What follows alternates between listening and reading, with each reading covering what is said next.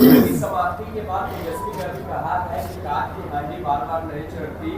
First phase की चुनाव voting के बाद जनता ने एनडीए को नकार दिया। आज उनको कैसे नकारा है वो तो परिणाम बताएगा, क्योंकि उनको भी ध्यान में आ रहा है आंतरिक विश्लेषण के आधार पर कि आने वाला समय में जनता नकार कर ही पूरा परिणाम देने वाली है।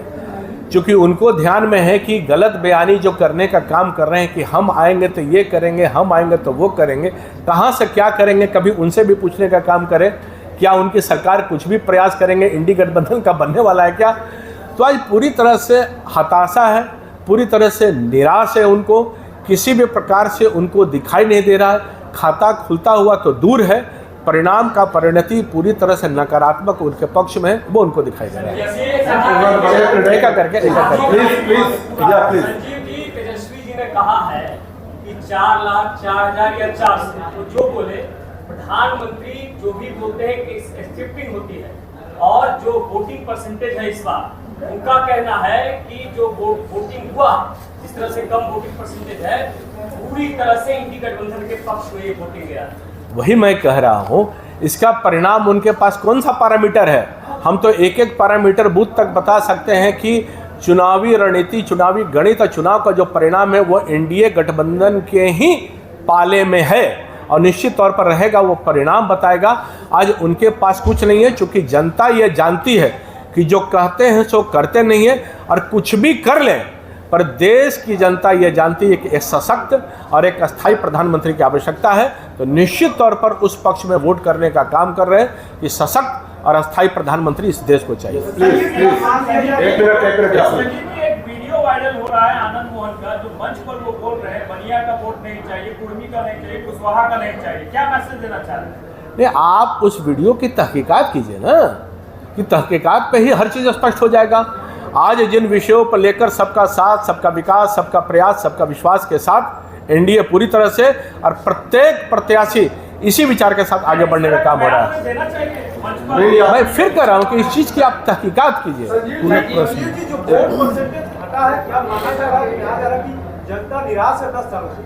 नहीं, आज इस चीज़ को आप आकलन कीजिए कि टेम्परेचर के कारण है कि क्या है, पर उत्साह जो है वो जनता के एनडीए के पक्ष में है। जो मैंने कहा कि इन्हें अनेक प्रकार के लाभार्थी योजना से लेकर, संपर्क योजना से लेकर, कार्यकर्ता इस तपित में, इस गर्मी में घर घर संपर्क करके करने का काम कर रहा है। जो प्रतिशत के हिसाब से जनता निकल कर करने का कर रही है, वो सब भारतीय जनता पार्टी की झोली में है, क्योंकि सबकी चाहत एक ही है कि एक सशक्त और अस्थायी प्रधानमंत्री इस देश को चाहिए। कल अमित शाह जी आ रहे हैं अररिया में, और प्रशांत किशोर ने इस पर कटाक्ष किया है कि 2015 का डर, जो हार का डर भुला नहीं पा रहे हैं कटिहार में। आज वो कौन सा हार की बात कर रहे हैं? आज जनता हार पहनाने को तैयार है, यानी कि फूल की माला पहनाने को तैयार है। इस बात को भी विजुलाइज करना चाहिए कि जनता इतने प्रकार के योजनाओं से लेकर जो माननीय प्रधानमंत्री जी ने देश के देने का काम किया है, आज जनता समझती है इन बातों को। आज जनता को कोई बरगला नहीं सकता है कि पॉलिटिकल रीजन में कुछ भी अपने आप को अवेकनिंग करने का काम करे, पर अवेकनिंग स्थिति में जनता है, वो जानती है कि कोई भी निर्णय करेंगे वो देश के पक्ष में रहेगा, देश के हित में रहेगा।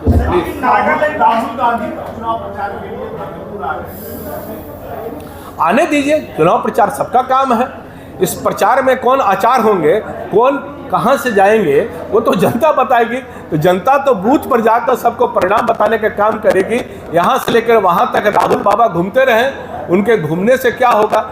शायद हम लोग भी इंतजार में रहते हैं कि ऐसी जुबान से हरदम उनको निकलता है, वो बातें निकलती है कि जो जनता स्वयं देखती है कि चाहते कुछ और है, बोलते कुछ और है, हो कुछ और जाता है। नागालैंड में जिस तरह से मतदान का बहिष्कार एक बड़ी संख्या में लोगों ने किया है, 11 घंटे लग गए मतदान में, किस रूप में लेते हैं? आज बिहार के परिप्रेक्ष्य में आप इन परिस्थितियों पर देखिए, वहाँ के तत्कालीन विषय पर क्या है वो समझने की आवश्यकता है। 4 जगहों पे जो चुनाव हुआ है उसको लेकर तेजस्वी यादव का ये बयान है कि 4 जगह पे जो चुनाव हुआ उसको सीधा राजद के खाते में जाएगा, बीजेपी इसलिए बौखलाहट में है। आज मैंने वही कहा ना कि ये बौखलाहट या हड़बड़ाहट उनकी है, अपनी नहीं है। चूँकि वहाँ की भी जनता सब जगह जानती है कि हमको ये चुनाव जो है वो देश का चुनाव है। तो आज देश के चुनाव के लिए सबके मन मस्तिष्क पर माननीय प्रधानमंत्री नरेंद्र मोदी जी हैं। आज उनके कहने के लिए कोई शब्द नहीं है, तो उन शब्दों पर वो कुछ भी कहें, उनकी वाणी है। तो वाणी जो है वो आवाज़ में तो कभी जनता समझ नहीं सकती है, तो उनका जो कहना है वो कहते रहे। जनता ये जानती है, बाखूबी जानती है कि उनको क्या करना है। अब पूरी तरह से जमुई से एक वीडियो वायरल हो रहा है जहां पर आरजेडी के लोग एक बुजुर्ग व्यक्ति को धमकाते हुए नजर आ रहे हैं कि आप एनडीए को वोट ना दें, तो ऐसे में तो आपका नुकसान हो जाएगा। भाई ये जनता है, जनता को जो धमकाने का काम जंगल राज में करने का काम किया है, अब जनता, बिहार की जनता बर्दाश्त नहीं करेगी। बिहार की जनता जानती है कि जिस प्रकार से दलितों को अपमानित किया, जिस प्रकार से अगड़े पिछड़े की राजनीति करने का काम किया है, आज बिहार की जनता माननीय प्रधानमंत्री नरेंद्र मोदी जी के साथ है, विकास और विश्वास के साथ है। चुनाव के कल प्रथम चरण से और साथ साथ जैसे जैसे चुनाव चढ़ रहे हैं, पूरी तरह से हताश में अपने आप को आरजेडी के राजकुमार अपने आप को पा रहे हैं। तेजस्वी यादव के साथ साथ आरजेडी के जितने लोग हैं, इस चुनाव के आने वाले गतिविधि के केंद्र बिंदु में उनको ध्यान में आ रहा है कि आरजेडी के सुपरा पूरी तरह से बिहार में साफ होता उनको दिखाई दे रहा है, और इंडी गठबंधन के भी सुपरा निश्चित तौर पर साफ होता हुआ दिखाई दे रहा है। बढ़ते कदम एनडीए के स्पष्ट तौर पर जनादेश के माध्यम से दिखाई देने का भी क्रम प्रारंभ हो गया है।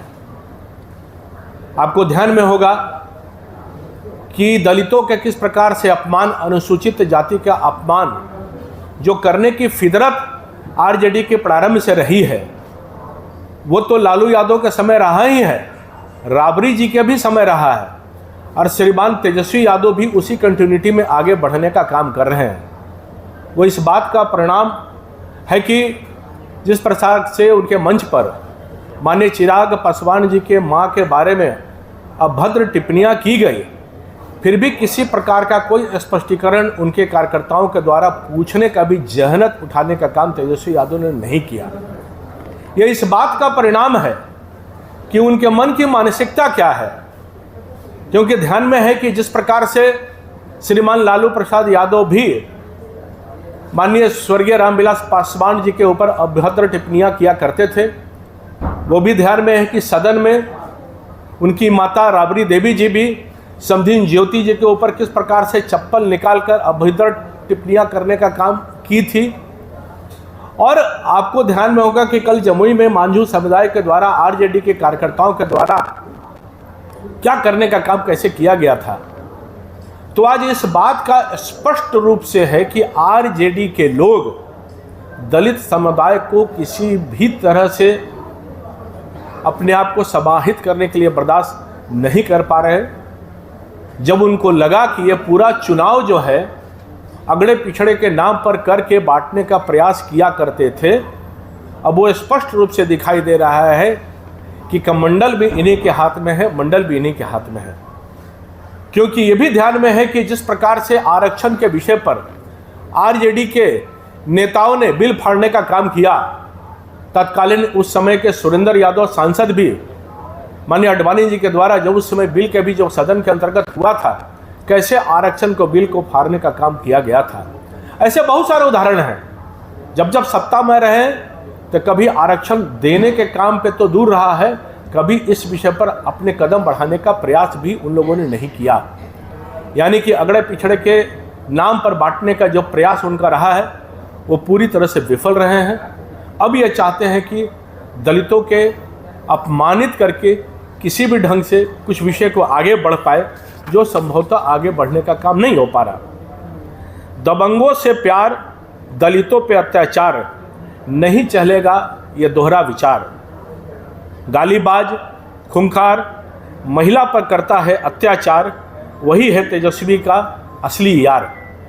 यह पूरी तरह से इन शब्दों का चरितार्थ है कि जिन जिन मानसिकता को उजागर करते हुए आगे बढ़ाने का काम कर रहे हैं।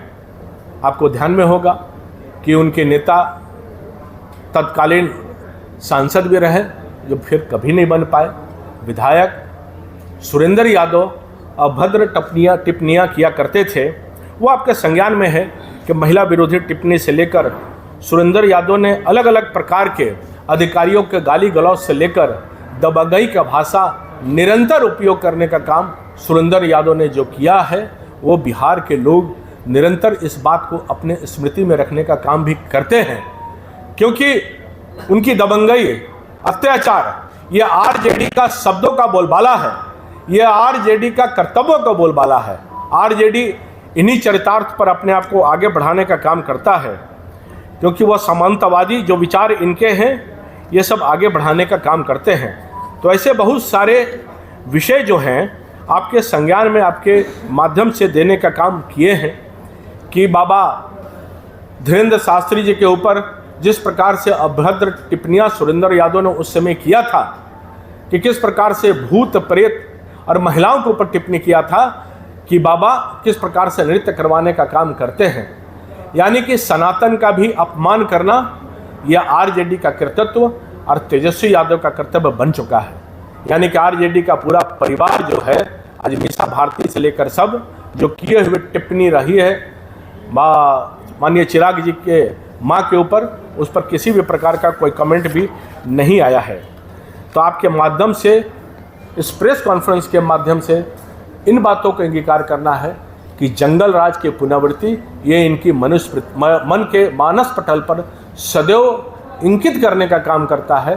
तेजस्वी यादव भी इससे दूर नहीं है, वो भी हायरार्की सिस्टम को पालन करने में बड़ा ही माहिर है कि जिस प्रकार से लालू प्रसाद यादव जी, राबड़ी देवी जी और तेजस्वी यादव हायरार्की सिस्टम को पालन करते हुए जंगल राज से लेकर महिला को अपमानित से लेकर दलितों के अपमानित से लेकर गुंडागर्दी के बढ़ावा से लेकर सनातन को अपमानित करने से लेकर इन चीज़ों के बढ़ावा बिहार में पूरी तरह से देने का काम हो रहा है। पिछले दिनों में क्या क्या घटनाक्रम हुआ है, जो उन्होंने मछली खाते हुए प्रदर्शित किया, आपको ध्यान में है सावन में किस प्रकार से मीट को पकाते हुए प्रदर्शित करने का काम हुआ। तो ये राजद की संस्कृति है कि तुष्टीकरण की नीति को आगे बढ़ाने के लिए सनातन संस्कृति को अपमानित करने का काम किया जा रहा है। इन माध्यम को आपको प्रेस के माध्यम से बताने का काम किया।